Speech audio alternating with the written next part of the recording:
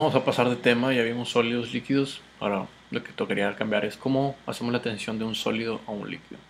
Y para eso vamos a estar analizando los cambios de fases. ¿Qué es una fase? Simplemente sólido es una fase, líquido es otra y gas es otra. Vamos a estar viendo sólidos, líquidos y gases. Entonces en cambio de fases, les dije simplemente es la transformación de una fase a otra.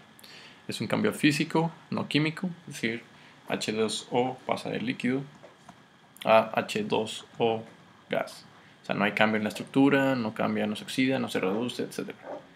El cambio viene siendo el cambio de un orden molecular, es decir, de estar fijamente como sólido, compacto, incompresible, puede pasar a líquido, un poquito sin, se convierte en un fluido, adopta el espacio del contenedor y si le sigues metiendo energía puede hacerlo gas, es decir, se evapora, las moléculas son más separables, puede ser compresible, etc. Estos temas tratan mucho en termoquímica, termodinámica y fisicoquímica, así que probablemente les conviene ya entenderlo ahorita y no esperarse a estas clases más difíciles.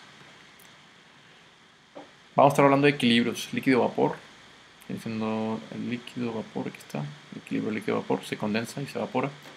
El sólido-líquido, viene siendo este de acá, el de congelación y fusión.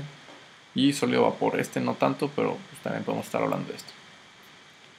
Vamos a ver, ahorita se los presento ya, antes de que empezamos, son los diagramas. Presión contra temperatura, qué pasa cuando vas haciendo la presión, pues vas a ver que pues aquí se pone el líquido, aquí se pone el gas, aquí se pone el sólido. Estas líneas de aquí son las líneas de equilibrio que les digo. Y pues bueno, vamos a